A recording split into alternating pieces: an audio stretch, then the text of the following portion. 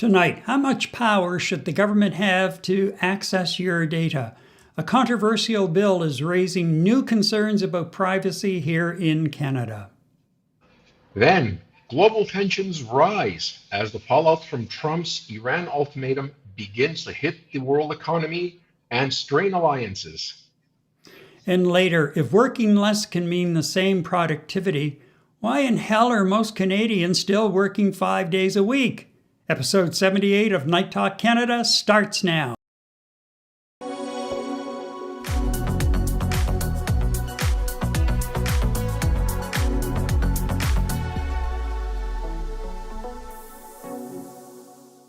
From Montreal, I'm Gary MacDonald. And from Tulum, Mexico, I'm Eddie Kalik, with a reminder to join the conversation and drop your thoughts in the comments. And subscribe on YouTube or follow us on Facebook. It doesn't cost anything, but it does help our channel to grow.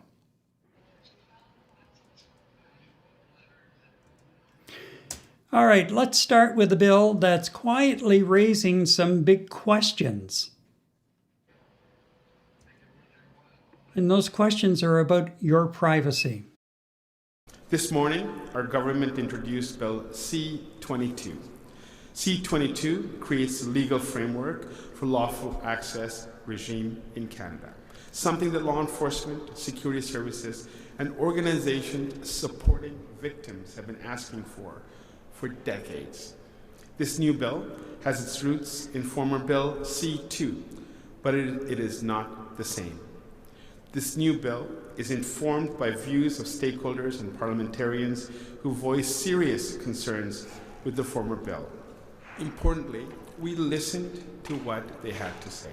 And this new legislation, Bill C-22, balances the needs of law enforcement with the privacy and civil rights that Canadians demand. And I want to be clear what C-22 is not. It is not about surveillance of Canadians going on about their daily lives. It is about keeping Canadians safe in the online space. It requires electronic service providers to establish and maintain lawful access capabilities. It ensures that law enforcement can obtain timely, lawfully authorized communications or information when they need it, and only from electronic service providers. Supporters argue it's necessary for modern policing, while critics like our guest this evening, Tamir Israel, who is director of the Privacy, Surveillance and Technology Program of the Canadian Civil Liberties Association. And for viewers, Tamir, hearing lawful access, what does that actually mean in plain terms? And what's changing with Bill C-22? So thanks for having me on, Gary, Eddie. So this proposal has a number of components to it, and as Minister Anand Sangari mentioned, it comes off the backs of a previous legislative proposal that was introduced earlier in the summer. And the government at the time, we had a minority government. The government wasn't able to rally support around this proposal. So it went back to the drawing board and came back with a few fixes. And what's come back to us is a proposal, some elements of the bill have been improved a little, and but many additional problems have been retained in it. And in particular, we can talk about where it's been improved as well, because the government should get credit of where it has, made some effort to target the legislation so that it's limited to addressing actual law enforcement needs and challenges that they're meeting. But I would say the part of it that's most concerning for us, that has remained and even been expanded in Bill C-22, is this regime that allows the government to order basically any service provider to develop new surveillance tools and embed them into their services. And this is an incredibly broad and open-ended power. So the idea here is that the government will force these service providers to build backdoors into these backdoors or surveillance tools into their services. And the rationale is that only police, and Minister Anand Sangari kind of mentioned this, hinted at this concept. Only law enforcement or security agencies will be able to walk through this backdoor once it's built into our services. But we've seen this over and over in jurisdictions around the world that have similar, if narrower, versions of this law. That once these backdoors are built into our services, it's not just security forces and police that walk through them. Foreign adversaries walk through them, cyber criminals walk through them. So we're concerned with what is essentially a really highly intrusive and in Canada, unprecedented unprecedented overreach in terms of surveillance powers on the one hand, that really threatens everyone's privacy in Canada, and also creates these really untenable cybersecurity risks. Right. Well, thanks a lot for that, Tamir. You know what? I'll move on to a secondary question I have for you, just for a viewer's sake and even my education, and thank you for that explanation. Supporters argue that law enforcement needs updated tools to keep up with technology. What's a fair version of that argument from your side? Yeah, so what we hope and expect to see from the government is that, law enforcement will make their case, show here's where we're meeting a very specific challenge, investigating certain types of offenses, and here's a tailored solution that addresses that challenge. And then elements of this bill do attempt to do that. But the most concerning elements, the ones that I mentioned before, don't even make an attempt to do that. They're just very broad and a significant overreach. So to go back to this regulatory regime that I mentioned that could compel any service provider to basically build a surveillance capabilities into their services, and here we are talking about any digital entity, right? So we're moving to a world where everything from your refrigerator, your smart TV, your thermometer, your car, Right. even your shoes, I saw the other day, are all going to have a digital component. And under this regime, all of these could be transformed into a surveillance device at the government's whim. This type of regime, there's no need. This is well in excess of what law enforcement need to do their job. Our counterparts in the U.S. have nothing that even remotely approaches this breadth of surveillance capabilities, and so what we would expect is something that's very specifically tailored to address, documented problems that police are actually grappling with. Instead, what we have is a very broad, open-ended framework that just lets the government order any service provider to do whatever the government feels it needs to facilitate surveillance. Mhm.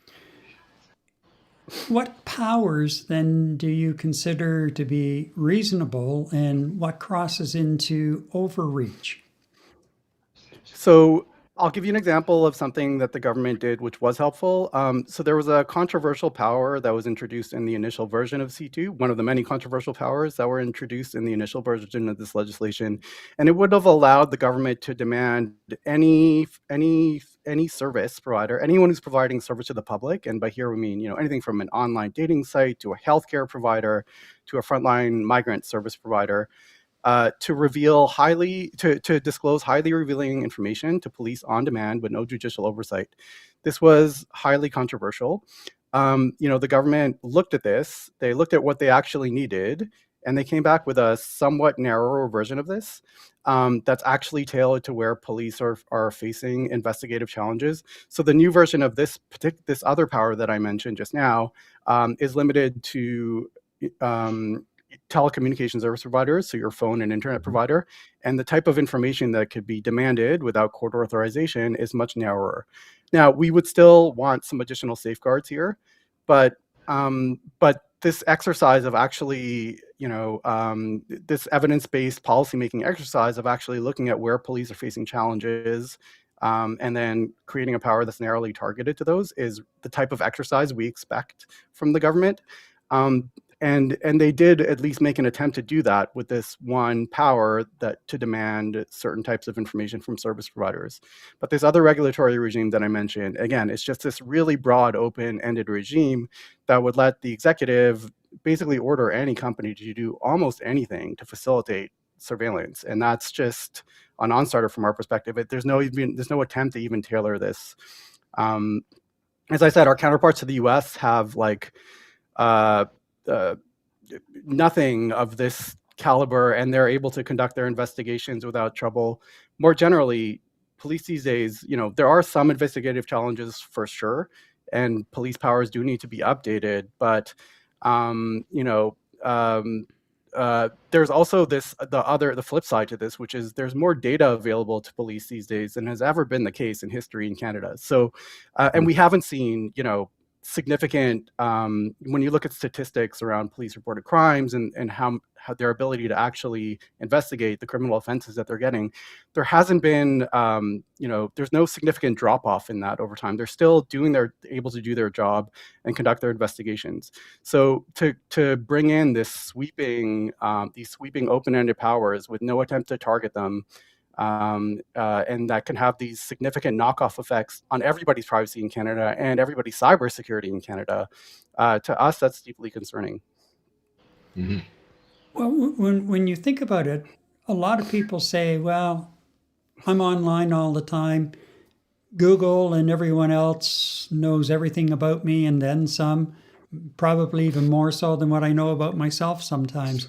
So what could actually change in our day-to-day digital privacy? It could be quite significant. So I know we have that feeling, and it's because our privacy laws have not kept up with the modern era as much.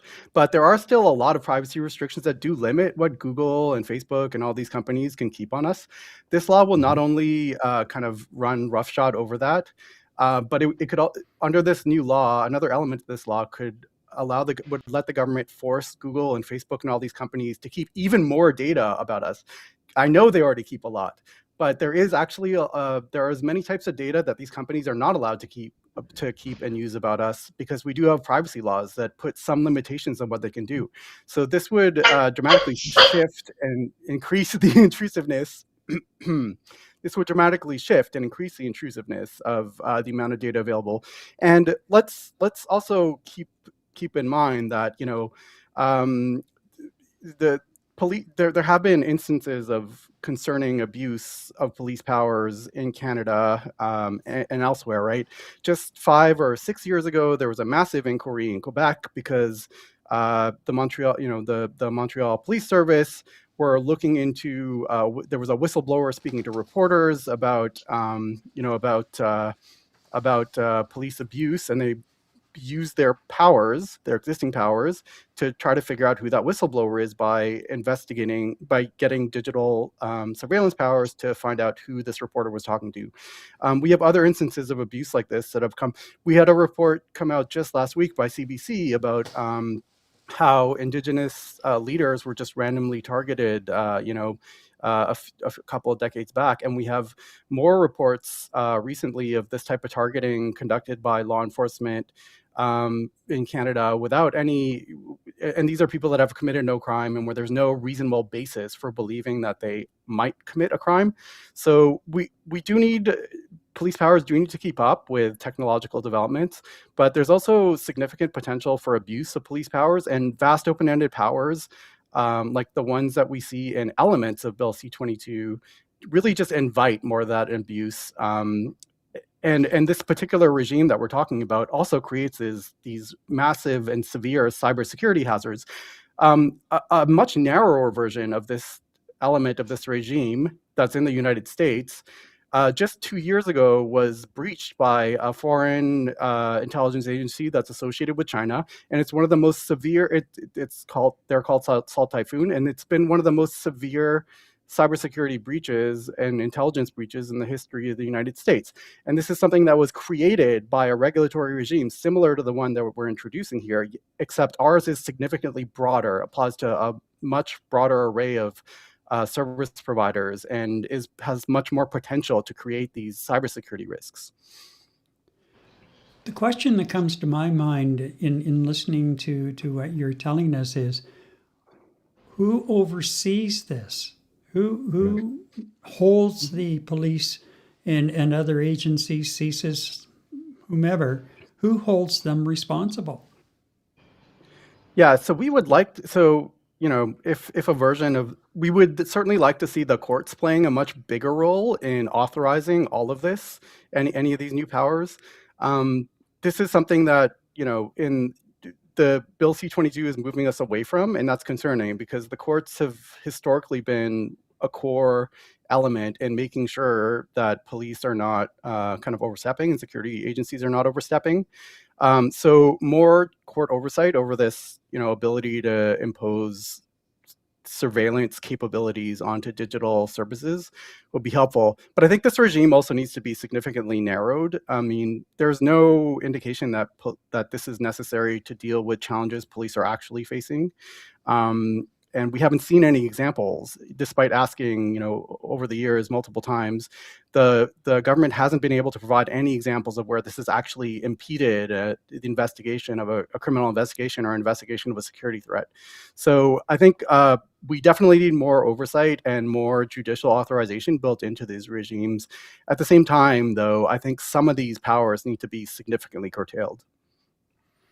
So what is the one safeguard that you would want to see added? The one that really would give you some comfort, a high level of comfort with the bill?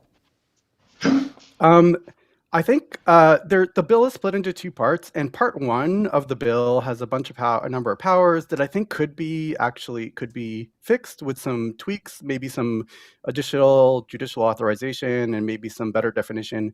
Part two is this regulatory regime that I mentioned that is just a massive overreach. I think that entire part has to go. It's just so overbroad. No attempt was made to really target it to actual, investigative or security intelligence challenges that are actually being faced. It goes well in excess of what the U.S. has.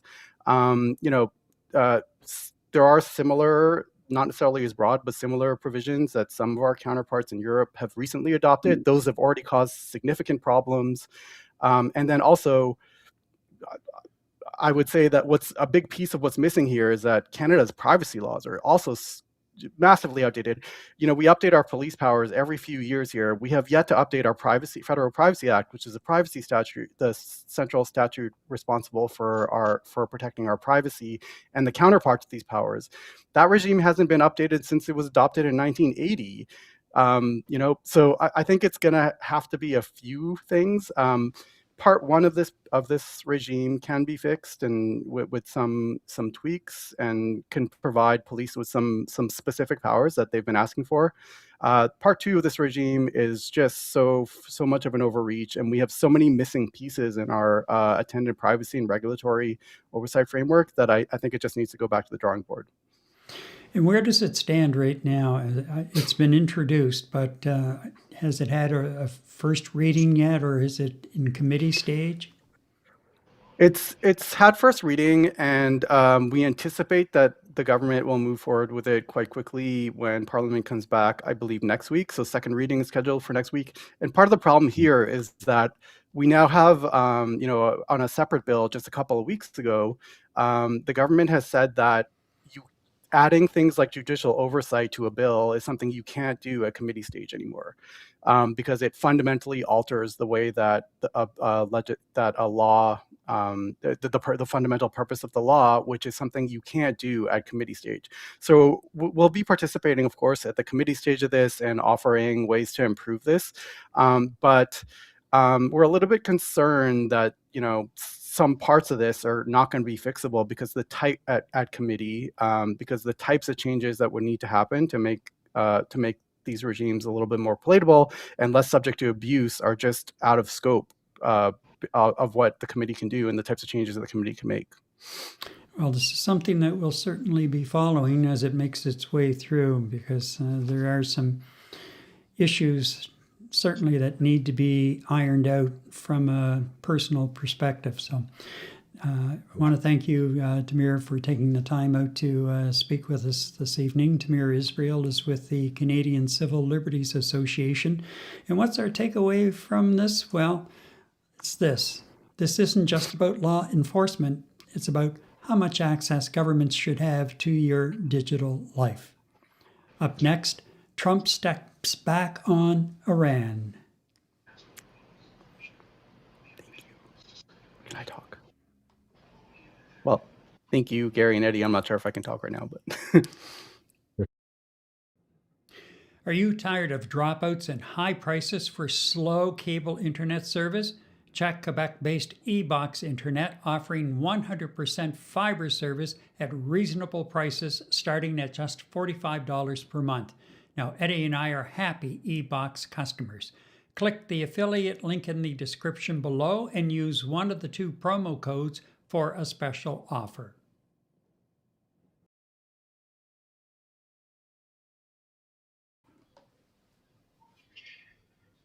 Now to a story that's sending shockwaves well beyond the Middle East. As everyone knows, last night, US President Trump agreed to a 2-week ceasefire in his war with Iran, just over an hour before his deadline to begin a bombing campaign to wipe out a civilization. His threat made on Easter Sunday has ignited calls for Article 25, a section of the US Constitution that allows for the removal of a sitting president. Well, Eddie. Yeah. Where do we start? Well, why don't we start with just a quick look, if you haven't already had the opportunity to see the truths that he put out on Easter Sunday, and then the follow-up from there. Let's see now. Where did the truths go?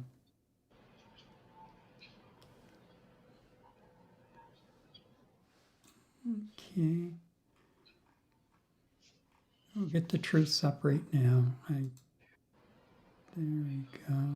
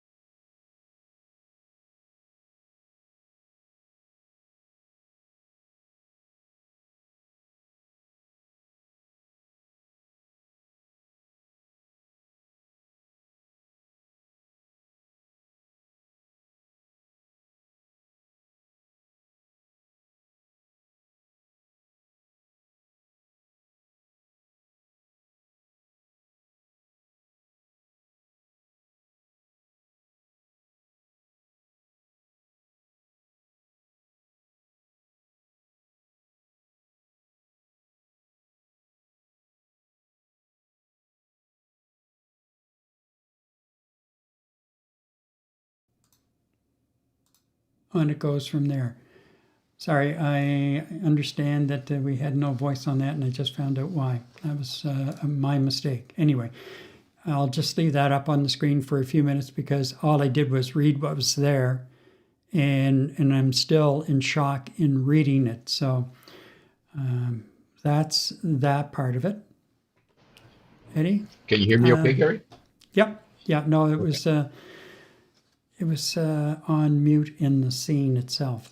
Yeah. What I was saying before, Gary, I'm not sure if it came out, is like every time I see that replayed anywhere or I read that statement from him on Easter morning, it's a good thing I'm sitting and I just get this knot in my stomach, a pit in my stomach to think that forget about President of the United States. Anybody, anywhere would come out and say something like that. We pretty much call up the hospital and bring out the straitjacket. But this is the President of the United States who has a red button right beside him at any given moment in time. And, you know, not just the fact that we're neighbors to the United States, Gary, this is just absolutely scary, mind-boggling, insane stuff for him to come out and say something like that. And for me, you know what's even scarier, Gary? There are people there that go, "Hoorah! This is okay, way to go, yeah." What is wrong with freaking people, Gary? I'm sorry about the choice of language here, but I just don't know how else to coin everything he has said over the last 48 hours.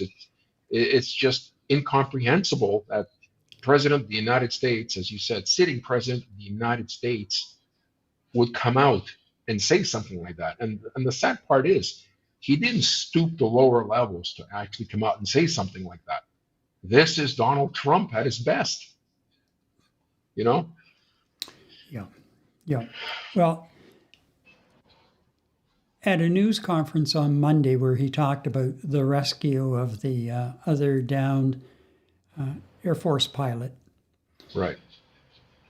Here is when he was questioned by reporters again about the deadline coming up last night. Here is one response, and I thought, I'm not surprised. It just follows along with these posts on social media. We're giving them till tomorrow, 8 o'clock Eastern Time, and after that, they're going to have no bridges, they're going to have no power plants. Stone Ages, yeah, Stone Ages. Did you see him? And a number of times during that news conference that he held, he all of a sudden looked like, he talking about the Stone Age, the Stone Age. Were you falling asleep, Donald? Or were you just all of a sudden just drifting off into La La Land somewhere? And that's the way he looked a couple of times during the news conference as well. Like he didn't really have full faculties on display. Control of his, Yeah. And no wonder, as soon as that Truth Social post went out on Easter Sunday, it started the talk again about using Article 25 to remove a sitting president. That, in fact, he has lost his ability to carry out the duties of the position. And there's rumblings, there's louder rumblings now than ever in the Republican ranks, but there's still nobody with the strength to step forward, make the snowball, and throw it. But man, oh man, every day there's another step in that other direction by this guy. Right. And Gary, if you remember when he was inaugurated in January of 2025, I think within about 3 or 4 weeks, in one of our episodes, one thing that struck me right off the bat in terms of a comment you made is that you had said right off the bat, it doesn't seem like there's a functional government in the United States based on everything he was proposing, what he was saying he was going to do, and the things he started to do. And then, of course, from time to time, we were forced to speak about what was going on with the United States because it's significantly impacted Canada and the rest of the world in terms of his proposals and decisions. And again, we both looked at each other and said, there isn't a functional government in the United States of America. Now, fast forward to where we stand now, Gary.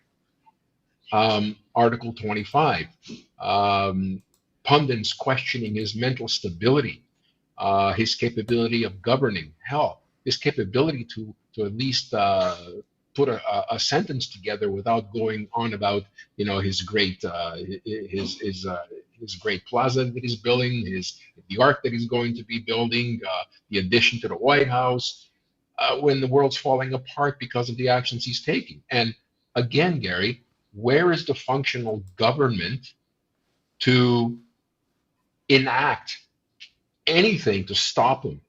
No one no person, no element of the United States government has put their foot down and did not accept no for an answer. Meaning, like basically he's saying, oh, they're going to say you can't do this, that, and the other thing, and he just says no, and he keeps on going on about it. Okay, so no element of the government has in the last 16 to 17 months put a stop to anything he's doing that's not lawful, that's against the Constitution, and that's against human decency and dignity. No one has stepped up, A, and B, the government itself is inept and make zero effort to stand in his way for anything he's wanting to do. So my concern and panic about those statements that he made on Truth Social and in front of the camera, Gary, he says his mind says he's going to do this. I'm afraid that at some point he's going to do this because right now, no one in the government, nor the military, anyone standing in his way in the military is being pushed in the side, are stepping in to stop this person, this man, this disgusting human being. No U.S. government entity is stopping him. And you know what? You're looking at the last thing the United States wants, or any country in the world, is for the leader of the country to be compromised. Right now, he's mentally compromised. I don't know how anyone doesn't see that, A. And B, because of that compromised state of mind that he's in, who is manipulating him? Who's pushing the buttons? And it seems like somebody's pulling the strings and he's just going along with it. And the United States government is not putting a stop to it. That's where the world basically collectively holds his breath every time he makes a threat like this. Is he going to carry it out? Because right now, no one seems to be able to stop him. Well, the other side, Eddie, is his Secretary of War has fired most of the top military brass over the last number of months. There's more than a dozen of them. Yeah. So, you've got a lot of experience walking out the door. And I remember watching one, I believe he was either an elected official or he was a retired upper rank military type, U.S. And he said, if he's going to bomb power plants, that it falls under, unless they can justify that there's some kind of military aspect to those power plants, that it's a war crime, and that any military official who has been tasked with doing that should just look at them and say no, and I'm out. And then the next one they bring in, the same thing. He said, just go right down the line, because the military has to stand up and say, this is wrong. This is not true engagement of war. But even at that stage, I'm sure the people that Hegseth moved out, some of the senior people that he moved out, were the ones who would say no. And we're the ones who were saying, you can't do this. This is wrong. You're violating the Geneva Convention and the rules for engagement. You're violating those rules. It's a criminal act. Yeah. Okay, so all right, you're not going to play ball with us? Out. We'll find somebody who will. And the other side of it is, do you think that a convicted felon, pedophile, cares about the rule of law? Not at all. He's a convicted felon. He doesn't care about the rule of law. And the United States, a number of different administrations have a very checkered history with the international court, the World Court. Mm-hmm. So, and in particular, Donald Trump, he's not going to pay attention to anything that the World Court, even if a ruling comes out, he's not going to pay any attention to it at all. Well, he's actually come out and said it. Yeah. He doesn't think that what he's doing. He says, "Well, I'm not worried about that. Exactly. War crimes. I'm not worried about that." He's not. You know what? He is not afraid of anything because no one has dared to stop him. This term too, no one has dared to step in his way. A and B. He's surrounded by yes people, and C. You have Hexet replacing people opposing to what's going on with yes people. At some point, he's going to get right down to the line where he's going to find the right people to do the president's bidding. And that's the scary part. Surely to God, well, when I look at some of them, I question their IQs. But who am I?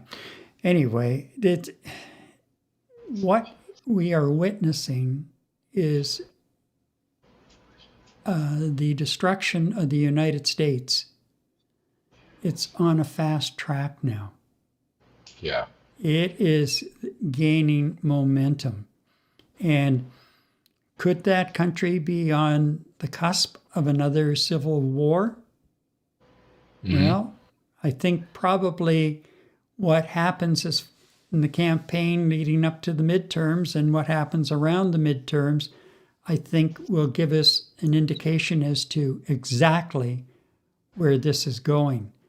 And I would not be surprised. You know, they've had a number of No Kings protests again over the last couple of weekends, thousands in the streets. But what's happening after they all go home? Same old, same old. Yeah. It's like, are they going out for the protest and then just going home and hoping that it's going to get better? Are they not going after their elected representatives and challenging them to do the job of representing the people who elected them? You know what? Quite frankly, I believe they probably have. And if you're looking at the Democratic Party and some of the people you would expect to take the lead and charge and be very vocal about it and get something done, are just not doing it. All they're doing is finding the right camera, finding the right microphone, and saying the right things, blah, blah, blah, blah, blah. What are you doing about it? Chuck Schumer, what a waste of space. Hakeem Jeffries, what a waste of space. Yeah, we're all behind these people. We had 9 million people in the streets and yada, yada, yada. And we've got the midterms coming up in November. Do you believe that ICE agents are not going to be surrounding many of these polling stations that they have not been able to gerrymander? Of course they're going to be there. No question about it in my mind. And Gary, we talked about this before. The United Nations, along with the encouragement of the United States, has in the past historically put boots on the ground in polling stations for countries that are trying to get a democratically elected government in place to make sure that the elections are fair. You know what? The United Nations, on the behest of the rest of the world, should be sending the military, a coalition, to the polling station in the United States of America, believe it or not, to make sure that the elections are held fairly, to make sure a democratically elected government is put into place. This is what we're going to have to need, Gary. Otherwise, it's just going to be an absolute shit show. And I haven't thought about it in a long time, but now that you bring it up, Civil war in the United States of America in today's day and age, and you kind of think back, how the hell did we get to this state? How the hell did we get to this position? Over to you, Barry. I think the dog agrees with you, Eddie. was chiming in. Yeah, I just had to put on mute for a second. No, I don't know, Gary. It is just so scary. You know, Every the, passing day, it gets the, worse. the sad thing about it, the Democratic Party in the United States right now is much like the new Democratic Party here in Canada. It's Hmm. it's nothing. Yeah. It's nothing. As a matter of fact, I think the Democratic Party in the United States, even though they have a lot more elected members than the NDP here in Canada, Hmm. I just think that party is just Yeah. bodies filling seats. Let me make And my money, and at some point I'll leave. yeah, That's the way I see it. that's where it seems to be going, and or both, that a lot of these elected representatives are intimidated, and they can be intimidated very easily by some of the tough rolling Republicans or just friends of DJT Yeah. popping up somewhere and having a discussion with them. But the Democrats don't have, right now, to me, don't have a hope in hell of winning. I don't even know who they'd run, actually, what kind of a ticket they could put together. But they don't have a hope in hell of a snowball in hell. Are you talking about the next presidential election? Yep. Yeah. Well, we're about 2.5 years away. Hmm. Three and a half, or three. Yeah, three. Anyway, I don't know who their savior is going to be. I don't see any evidence of any kind of a savior coming out of the woodwork. And if Trump gives up the presidency, and we all know he's been, making noises over the last number of years that, well, maybe blah, blah, blah. Hmm.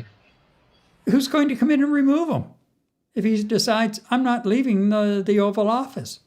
Oh, I'm glad you brought that point up, Gary. Okay, great. You know what? There might be a wave of blue coming in November. Let's say they take 75% of the jurisdictions. So what? What's that going to do? Oh, Mr. Trump, you lost the election. Oh, no, he didn't. I'm staying. What are they going to do? Yeah. And they're not doing don't anything know. about it now. What are they going to do in November? Yeah. I mean, unless somebody shows up with a straitjacket and handcuffs, he's not leaving. That's the way I hate to be a pessimist, but that's what I'm afraid of, and that's what I think is going to happen. He is not going to be leaving that seat without a fight. He's going to do what he wants to do, and he will continue doing it because Congress is just not in any position now, or I don't think they're going to be in any position in November either, unless he's forcefully pushed into abiding by American law and the Constitution. Well, I don't know how else to coin it. Even after the midterms, if the Democrats manage to gain control of the House, are they going to have the drive, the strength to stand up to the guy? Because he's just going to ignore. He doesn't care who's sitting there. He's just going to ignore and continue doing what he wants to do. He's in just a war. Like a crime boss. Just like a crime boss. Exactly. And that's why you have every time somebody comes in to meet him in the White House, they go to the gold room and sit, and so that he has on display another one coming in to kiss the ring. Kiss the ring, yes. That's what those sessions amount to. Kissing the ring. And he just enjoys every second of it. But he's the only other thing, Eddie, is he's not well. And it's becoming more apparent. A lot of his speech yesterday was slurred. And it wasn't as forceful as even just a year ago. Yeah. And so, and if you watch him, as I say, in that press conference on Monday, he was there, but he wasn't a lot of times. Right. So I don't know. And Well, of course, we're dealing with two things here. We're dealing with two things, right? We're looking at his physical frailty. He looks like a frail old man. And you know what? He looks worse than Biden at that time. Way worse Yes. than Biden. Physically frail. Okay, that's one thing. That doesn't frighten me that much. It's his mental instability that's turning this world on its ear. You know what? Frailty, I get that. We all get old. But when you're looking at his lack of mental faculty in the position that he's in, that's what the world is afraid of. for sure. Now, the other side of it is the war in Iran and this so-called 2-week ceasefire. Uh-huh. I'm sorry, I had to laugh this morning watching some of the coverage and talking about how he still, we've won the war. We won the war 2 weeks ago, kind of thing. And yet here's a guy who was looking for any sort of opening at all where he could get out of the statements he had made about wiping out an entire civilization. And the only reason he wanted out of it was because some of his money buddies behind him are saying the markets are tanking, oil's increasing in price, which is great if you've got stock in oil right now, but the bottom line of it is the global economy is starting to cave in, and it's not that far away. It's very fragile, and we're going to lose money. Mm-hmm. And so he's looking for a way because, first of all, he doesn't have the experience in the top military ranks anymore that he had even 2 weeks ago because of the people they showed the door. And there was you can't tell me he had any kind of an exit plan when he started this. No way. I don't even think he understands why he started it. Well, exactly. He was directed to start it and to participate in it, but really no idea why, because numerous times he's been asked, along with Hexet and all his cronies, what is it exactly you went into war for, and what is it exactly you expect to declare victory? And he was just saying, oh, we won the war. Based on what? Not once, and it's what, week 4, week 5 right now? Not once was there any level of clarity from anybody from that administration, including him. Absolutely zero, which is why now they're struggling to get out. This morning I was watching something with my wife on television. I can't remember what podcast it was, where the individual was saying, and he goes back to Hitler's days. Not even Adolf Hitler ever came out and was reported to saying, I am going to exterminate a culture that they'll never be able to recover.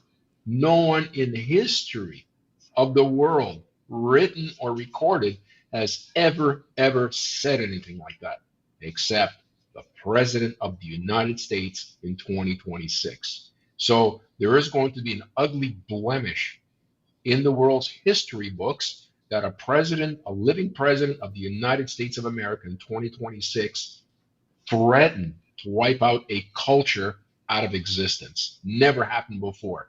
So not a very, very proud thing that you can actually boast, right? Far from it. Far from it. And the thing about him is right now he's stuck. So you kind of say, all right, you went right now, it's all about the Straits of Hormuz and opening that up, right? Well, it was open before you did anything. American interests were allowed going through the Straits of Hormuz. And now Iran controls the Strait of Hormuz. The 10-point plan requires them to have full access and command of the Strait of Hormuz. They're charging a $2 million toll for every ship that goes through, or that's what they want in their 10-point plan. Today, the Strait of Hormuz is open to anybody, as long as it's not U.S. interests or allies of the United States of America, but it remains open. So what is it exactly he was after? And you know what, Gary, we're never going to find out. He might have had marching orders for all we know, but at the end of the day, we are where we are today because of a combination of shaking hands and supporting Israeli forces in the Middle East, and they bombed the hell out of Iran. Obviously not enough because they're still in full operation. So how is it that he won the war? Because he said so? Come on, grow up. And you know what? The people around them grow up. And the 35% of the people who still support this maniac, what the hell, man? I don't know what to say. 35% support still this despicable human being. I just don't get it. And have you noticed the change in tone? Like today, for example, Iran limited the number of ships passing through. Yeah, they clamped down. Because the Israelis were bombing Lebanon.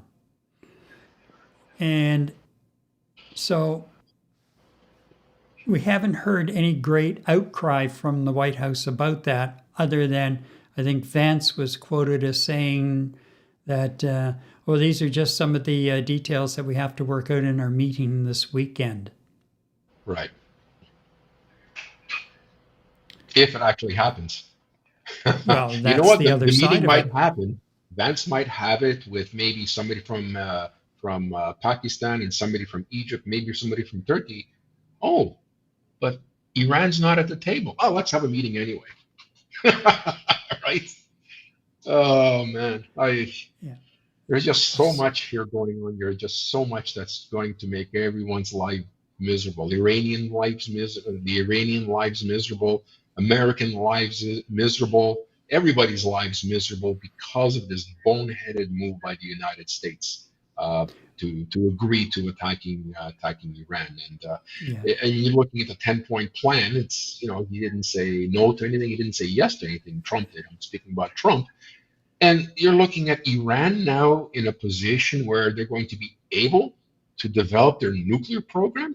I mean, from what I've read and doing some research, they're at about 60% to 70% of the way there to have the necessary elements to develop a nuclear bomb.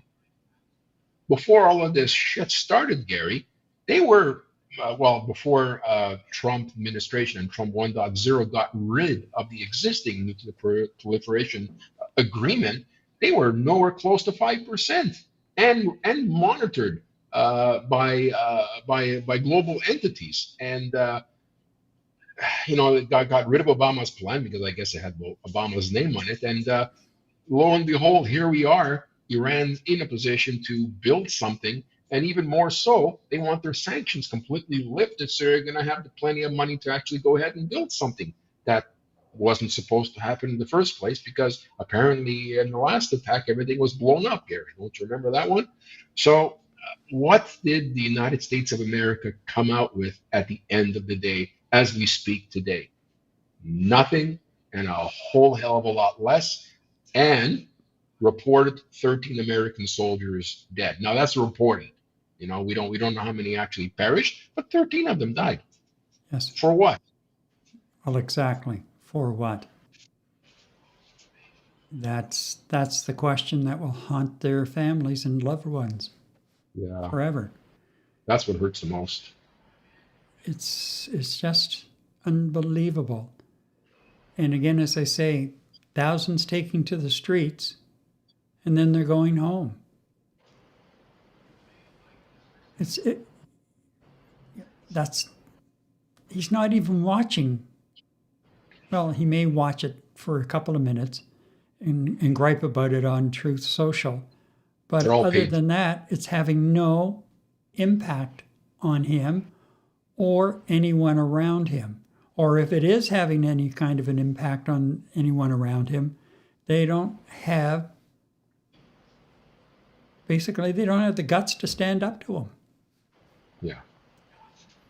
So it's going to be a roller coaster ride. I watched somebody tonight, an expert, say that even if they start ramping up, you're not going to get a lot of tankers coming out of there right away because the tankers have to fuel up, and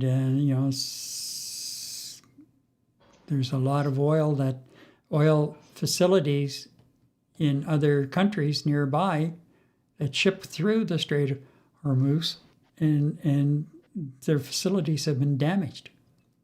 That's So yeah. the actual amount of oil, when they do get more ships than just a couple going through, still will be there. There was one person I watched today who said, yeah, even by the end of his term, they're not going to be back at supplying the level of oil prior to 5 weeks ago. And Right. it may be a decade by the time they actually reach those levels again. Now, he eased sanctions against Russia so Russia could pump more oil, and Putin's quite happy about that. And rebuild their military. Yeah. So, and pocket to fuel his lifestyle as well. So it's just it's like a bad movie, a bad kind of mob movie. Anyway, it's not. Yeah, if anybody thinks that because we've got a ceasefire for 2 weeks, once you light the fuse in the Mideast, it takes a long time to extinguish the fallout. And the supply lines have been choked off, and it's going to take a while for those supply lines to come back. And once again, it proves just how foolish the decisions made by Trudeau and his governments over the last 10 years, how foolish they were, because we can't get Western oil to the East Coast without either sending it by train or trucking it. Yeah. It's not logistically feasible in terms of how much has to be processed by the East Coast. No. Exactly. And I forget how long it took. They did the very first time that the refinery in St. John processed oil from Fort McMurray. I forget how long it took for the ship to come down through the Panama Canal and then back up into the Canaport offloading facility. But it was quite a while. And also something I read the other day was the refinery in St. John is now buying some oil from Newfoundland again, from the offshore. They're offshore, correct? Yeah. Why aren't we buying? Why weren't they buying more from the offshore? If the supply is there, it's not going to. It's certainly not going to offset those huge tankers that come in 3 and 4 a week, sometimes more, to offload oil, because it is Canada's largest refinery, and about somewhere between 90 and 95% of the production goes straight to the Northeast U.S. Yeah, you're right. I mean, the bumbling decisions by the Liberals under the Trudeau management, under Trudeau's leadership, and prior to that, Harper. He was no better when it came to this. I mean, he had every opportunity to push the agenda, and he chose not to. So it's not just Trudeau. Like you said, it's going back a while. We would not be in this pickle today. That's right. That's right, Tens of thousands of jobs, ongoing during construction, ongoing during the refining process. And you know what? We wouldn't have such a a unique dependency to sell our oil to the United States on an ongoing basis in order to sustain an industry. We would have been more self-sufficient today as opposed to having to play catch-up. And you have Carney trying to play catch-up in the midst of this global turmoil. And now we've got the taps being squeezed in the Straits of Hormuz where the ships can't get through.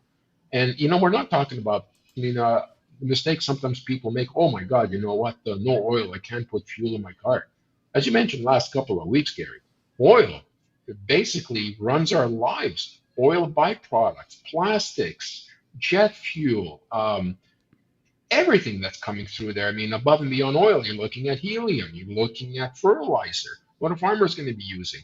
It's just, what? We're maybe not feeling it outright right now. Maybe some of the farmers in the United States either. But you know what? The storm is coming. It's going to hit us so hard. And like you said, it's going to take maybe 10 years for the infrastructure in the Middle East to recover from the damages and get things going again. What's the rest of the world supposed to do in the meantime? Trump says, oh, we got plenty of oil. Well, geez, why the hell are you after countries that have oil if you have plenty to go around? Like, what? Yeah. I don't get it, Gary. And you know what? I could be selfish. I'm worried about what this means for Canada. Let's be selfish here. I'm worried about what happens to the rest of the world all the time, but I live in Canada.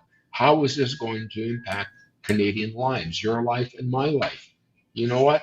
Quite significantly, it just hasn't hit us yet. Mm-hmm. Yeah, definitely so. Definitely so.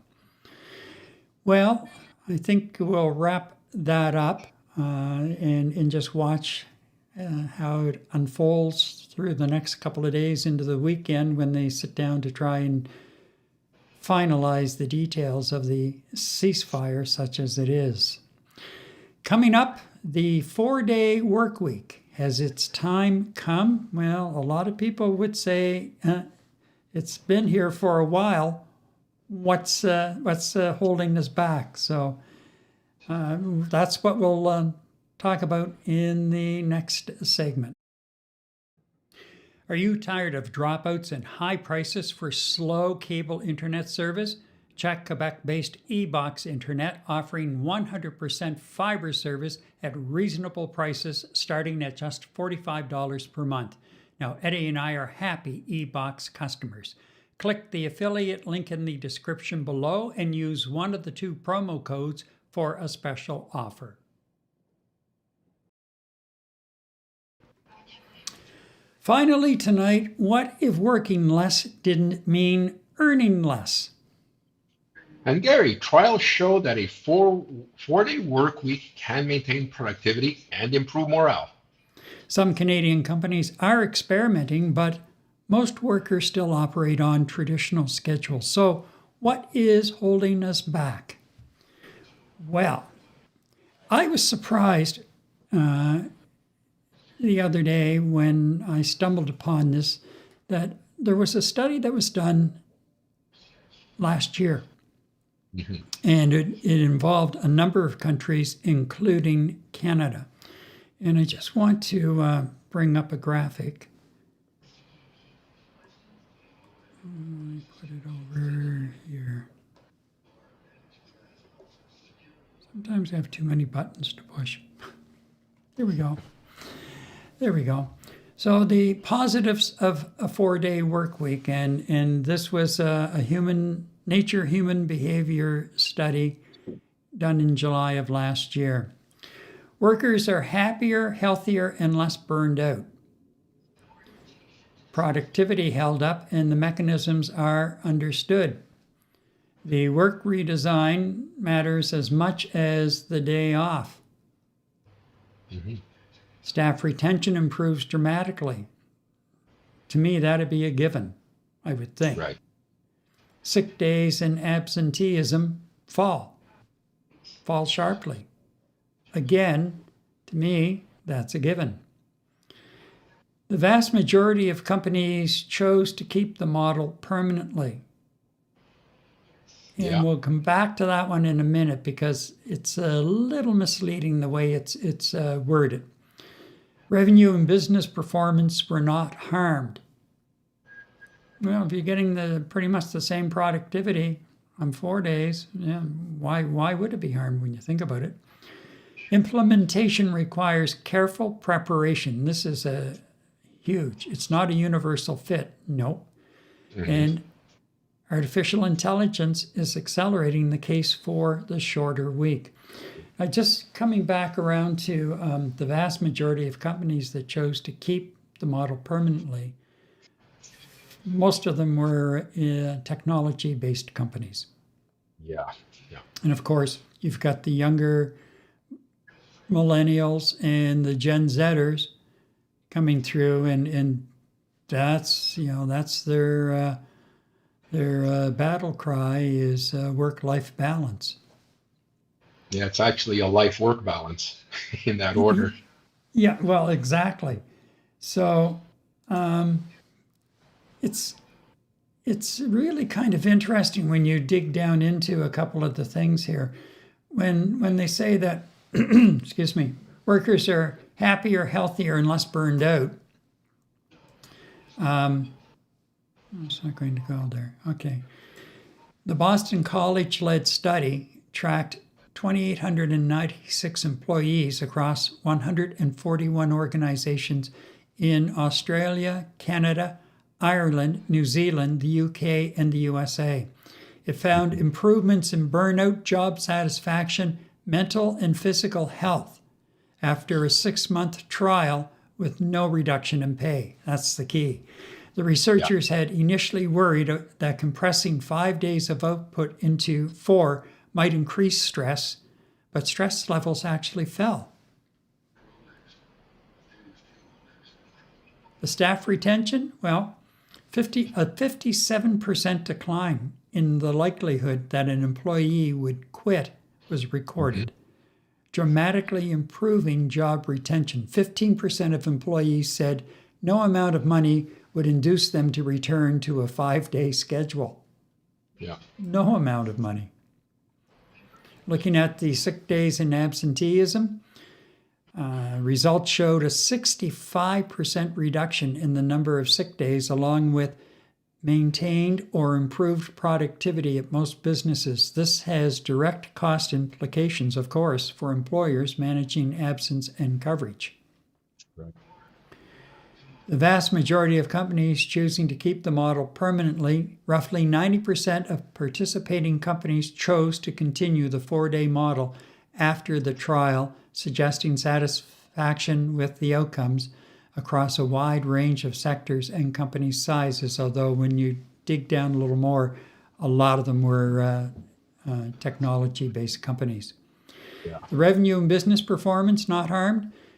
Again, companies' revenue stayed broadly stable over the trial period, while when compared to a similar period from prior years, organizations reported revenue increases of 35% on average, indicating healthy growth during this period of reduced hours.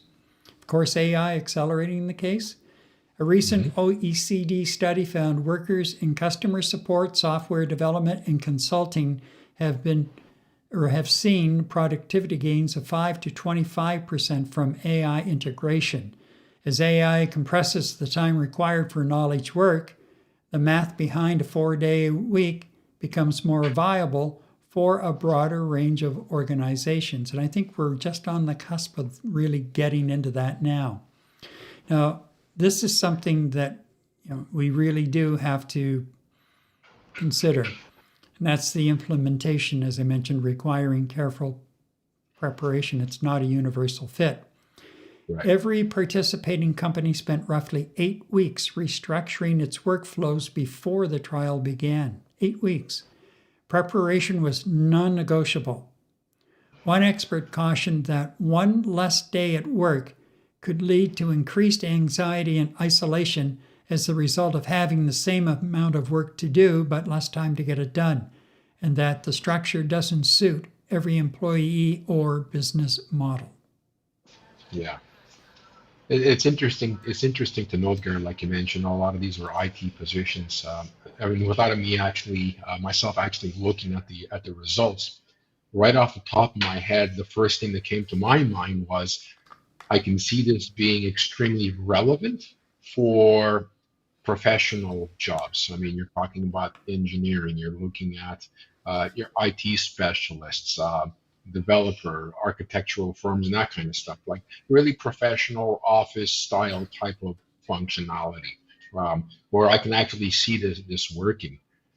Where I struggle to see how this would work is in an area where people need a 4-day work week the most, is in services, in retail, in travel industry, and that type of work, manufacturing. I would find that the owners of these small businesses or owners of these companies struggled to say, well, you know what, we want our production people, our line workers or our line cooks or whatever you want to call it. Yeah, you know what, you go work only 4 days a week. I'm going to pay you for 5, meaning that they have to hire additional resources to backfill the day that they're not actually working because they have to sustain business 7 days a week. So I can't really see this working in a retail, restaurant, tourism, travel type of environment, amongst others, even maybe line production. I can't see this working at a Ford plant. I mean, you can't just arbitrarily say, "Oh, I'm going to make the same money in 4 days," and meanwhile you have an extra shift that needs men, and you got to hire people for that. What are you going to do? So this is, for me, it's extremely encouraging coming from an IT environment, and I've toyed with this before. I didn't go down to a 4-day work week with reduced hours and the same salary. What we did end up doing is we went 4 days on, 40 hours, and 3 days off on a cyclical fashion. And you know what? I'd say about 50 to 60% of my staff liked it. Some of them didn't. So it's not a one model fit all purpose type of thing, right? So I found that there was an opportunity to give people a break, and it was just unfortunate that my management at that time, and we're talking almost 20 years ago here, no way in hell did we work in an environment that was going to pay for 4 days work, pay 5 days work for 4 days where the floor was manned. You know what? We're 20 years later now. Maybe companies have changed that I'm not fully aware of, but I think it's something that should be done. It should be encouraged if it's something that can be done, because the studies, as you said, Gary, are extremely positive. Where same salary for 4 days, less hours, that you actually gain productivity. And we just before the show, Gary, we talked about COVID and the consequences of people working from home. Companies have saved oodles of money because the bean counters, as you mentioned, say, hey, wait a minute, our people are working from home. I know we've got 4 floors in a high-rise office tower. We only need 1. Why are we spending money on 3? Which creates a whole host of other problems for the economy. But a lot of things are possible if you just put your mind to it. And at the end of the day, Gary, it's going to come down to how much money are we making, how much money are we saving, and this is just one way of getting there. And I'm really pleased to see that you brought this up as a discussion point today. I think it's extremely important. In today's day and age, it's so easy to get burned out if you're not careful. And companies promoting this kind of a workplace environment will only encourage people that are there to stick around, because retraining people is a tremendous loss to a company. It's very expensive. And in keeping employees happy just provides for a better workplace environment that people want to work there, and you're going to get the productivity out of them. And I'd say, why not? Let's go for it. I'm not sure something like this will ever be legislated, but I'm really hopeful that companies will see the light and see the value of something like this, especially in Canada and some of these more progressive countries. I'm not sure it's something like this would be of tremendous value in terms of the American culture and of managing their workforces. But you know what? One can only hope. Well, certainly from the technology world in the U.S., and that's where most of your big successful companies are based. I wouldn't be surprised that there are some sorts of these things going on now in your Apples and your Googles and your Right. Microsofts, and some of the AI companies as well, OpenAI and the rest of them. However, there's no doubt that there are certain occupations that would probably not lend themselves well to this kind of a concept. But Right. there are some shift type occupations that do. There are a number of police departments, for example, that work 4 on, 10-hour There you go. shifts. Yeah. So, but I can see too, like you get into some heavy industrial manufacturing scenarios, plants, paper mills, and things like that, that from a safety standpoint, that extra 2 hours or 2.5 hours on your shift, you may be, because of whatever job you're doing in there, you may be putting yourself and other workers at danger because the fatigue level is Good starting to point. set in Good point. and could lead to something, catastrophic. So I get that. And I guess that's why, too, they insisted that companies taking part put together a plan, take 2 months and put together a plan to make sure that everything was covered and that they could participate and see if it would be a success. So it would take a lot of planning for sure. And as we've said there, and then the other part of it is it's a change of mindset as well, Eddie. Hmm. A real change of mindset in the fact that we've been working 40-hour weeks for how long? It seems forever. And we're in the 21st century. And we are, on the verge of artificial intelligence being able to do more and more of the grunt work, if you will, which frees you up to do other things, but you can be, between the AI doing the grunt work and you being much more free for the project work and things like that, you're going to get it done faster and it's going to be better because you're completely focused on that instead of all of the other little interruptions along the way. Right. True. True. Well, as a matter of fact, you mentioned we've been doing this for a very long time, and I confirmed it with our friend ChatGPT. The 40-hour work week, 5 days a week, Henry Ford. He basically set that wheel in motion as the standard for North America in terms of work hours and how he set up his shift. So it was Henry Ford. Wow. And you said that It's a long earlier time. A before long we time. before we went live. Yeah. Henry Ford. So it is time to have a look at it. Yeah. Yeah. High time. Because there are a lot of things changing and making it much, much easier to come up with something that's going to give everybody a slightly better life-work balance. And that, helps with the retention side of it. Look at the numbers as far as the retention was concerned. Yeah. Unbelievable. 57%, I think it was. Like, could you walk into a lot of places here right now in Montreal or elsewhere in Canada and see if you could get a 57% satisfaction rating from employees? That extra day to help with family business you can't put a value against that. It's gold, absolute gold. So yeah, I like the idea.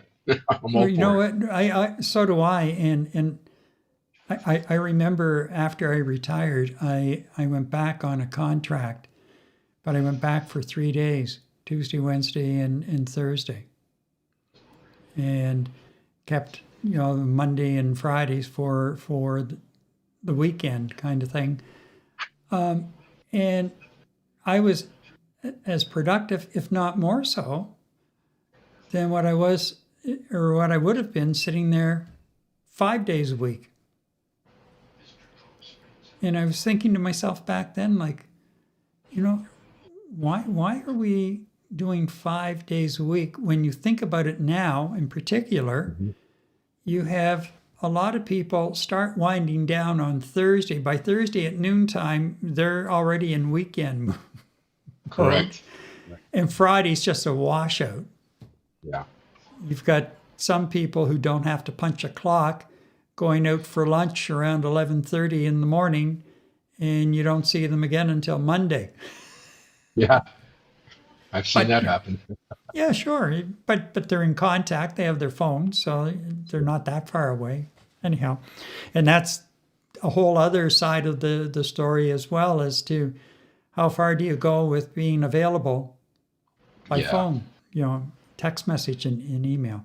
That's an issue for another day. So with that, Eddie, what do we take away? Well, Gary, yeah, the takeaway from this segment 3 is the idea may work, but scaling it is a completely different challenge.